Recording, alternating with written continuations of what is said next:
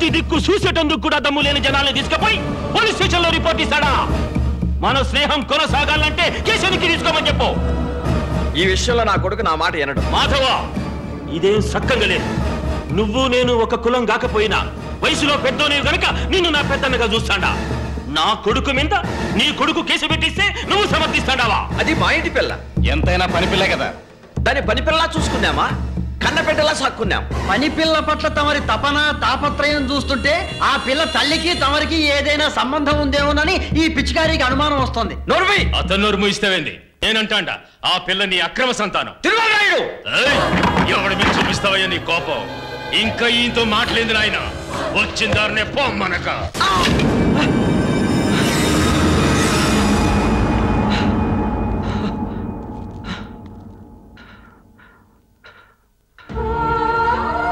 పోతురాయుడు, ఇంటికి పిలిపించి బాగా మర్యాద చేసినావు. ఇంకా నీకు మర్యాద ఏందిరా?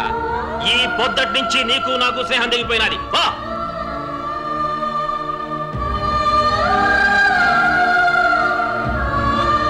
ఏమైంది నాయన?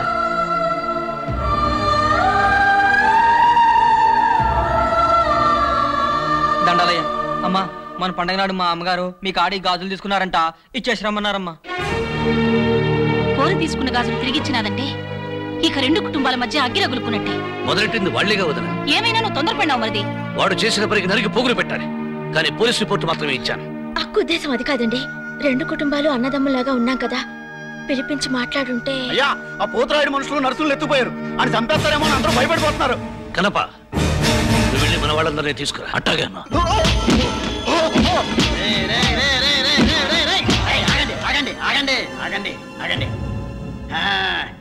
నరసింహ, పోతురాయుడు గారంటే ఈ చుట్టుపక్కల 9 గ్రామాలకు కిరీటం లేని మహారాజు.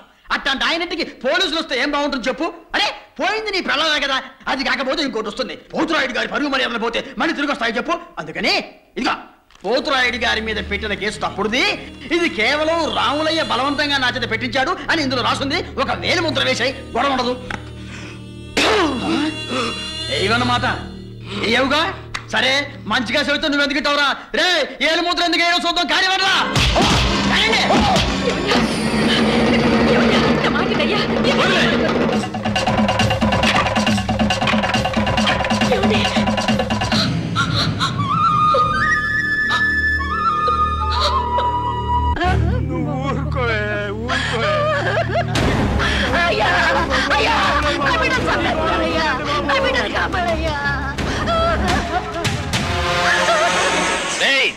ఒక్కడిని కూడా లోనికి రాని అక్కడి మూసేయండి.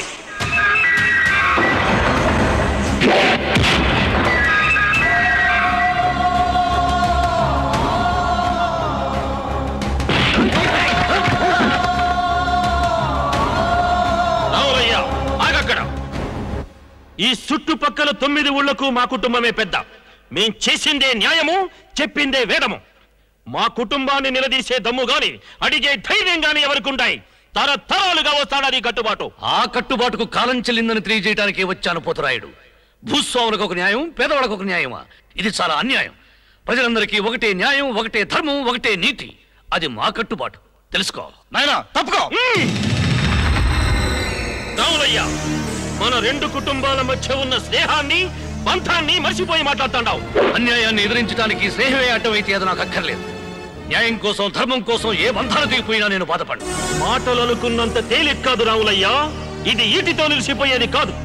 ఈ రెండు కుటుంబాల మధ్య, రెండు వర్గాల మధ్య ఈ వైరం శాశ్వతంగా నిలిచిపోతాది.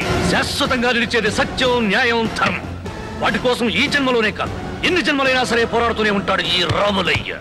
కొండను ఢీకొంటాండావు. ఆ కొండనైనా పిండి చేసే ప్రజాబలం ఉంది నా. ఈ అలగాచారాన్ని చూసారని మిడిసిపాటు. తప్పు,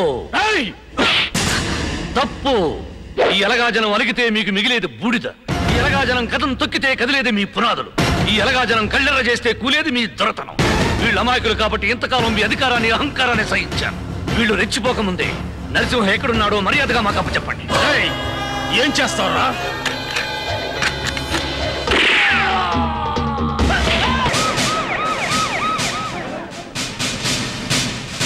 తిరుమలరాయుడిని చంపినందుకు మిమ్మల్ని అరెస్ట్ చేస్తున్నాం. తిరుమలరాయుడు చనిపోయాడు.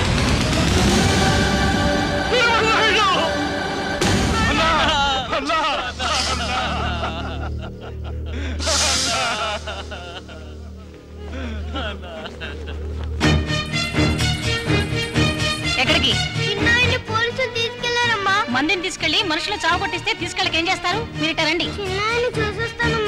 గొంతు పిసుకుతా, పదండి లోపలికి.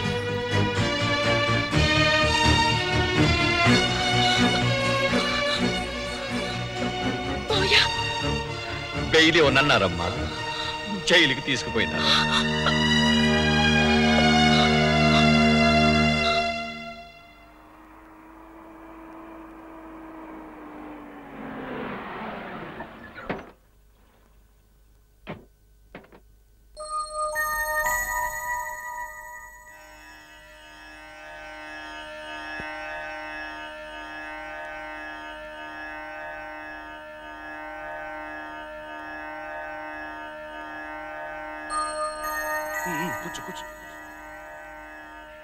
జోహార్ తిరుమల రాయుడు, జోహార్. జోహార్ తిరుమల రాయుడు, జోహార్.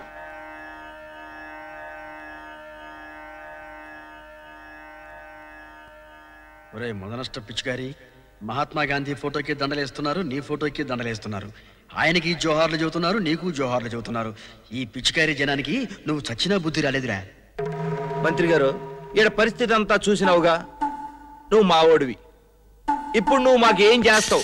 మమ్మల్ని ఏం చేయమంటావు? ముందు మీరు ఆ రావునైన దెబ్బ కొట్టాలయ్యా. ఆ పని చేయాలంటే మీరు రాజకీయంగా నిలదొక్కోవాలి. అందుకే వచ్చే ఎలక్షన్ లో మన ఎంగళరాయుడిని ఎమ్మెల్యేగా నిలబెట్టండి. మరి టికెట్ హెడ్ క్వార్టర్స్ లోనే లేనంటయ్యా. ఆ సంగతి నాకు వదిలేయండి. ముందు మీరు ఆ రావునయ్య కొంప మీద పడి బేభత్సం చేసి వాళ్ళ మనుషులందరినీ తరిగి కొట్టేయండి.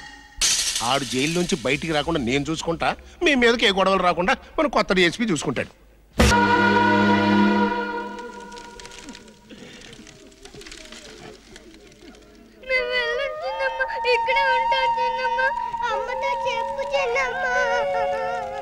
నోర్మైండి, ఈ ఇంట్లో ఉంటే ఆ పోతరాయుడు ఎవరిని బతకనివ్వడు. పదండి. నీకు దండం పెడతా సీతా, మమ్మల్ని ఆపద్దు. దేవుడు చల్లగా చూడబట్టి అలా గొడ్ల పాకల మీద పంట పొలాల మీద పడినారు. పంట పొట్టి పోయింది, ప్రాణాలు పొత్తేటాగమ్మా. నీ మొగుడెట్టాకు నీ మాటిండు. ఏ చేస్తున్నాడో ఏమో, నా మొగుడు నా మాటిన్నాడు. అందుకే పోయి మా నాయన ఇంట్లో ఉంటాం. పదండి పదండి పదంటుంటే. నేను తప్పానని నీ మరిదికి చెప్పకుండా ముందు నీకే చెప్పాను.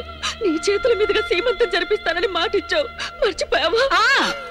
ఆ బిడ్డ కడుపును పడగానే తండ్రి జైలుకి వెళ్ళాడు. ఇంకా భూమి మీద పడితే ఇంటికి ఎన్ని అరిష్టాలు వస్తాయో. పదండి. చూడమ్మా, ఇంటికి పెద్ద కోళ్ళవి, సీతకు తోడుగా ఉండాల్సిన రోజుల్లో ఎల్లటం న్యాయంగా ఉందా? ఎందుకు మా డొంక తిరుగుడు? నువ్వు మీ ఆయన వెళితే చాకరీ ఎవరు చేస్తారని అడగచ్చుగా. కాదా మరి? నీ చిన్న కొడుకు ఇంజనీర్ చదువుతున్నాడు, ఈ అమెరికాలో పోతాడు. నీ రెండో కొడుకు లీడర్ అవుదామని జైల్లో కూర్చున్నాడు. ఇంటి నమ్ముకుని మిగిలింది మేమేగా. మంచిదమ్మా, చాలా మంచిది. మీరెక్కడున్నా సంతోషంగా ఉండటమే నాకు కావాలి. వెళ్ళండి, వెళ్ళిపోండి.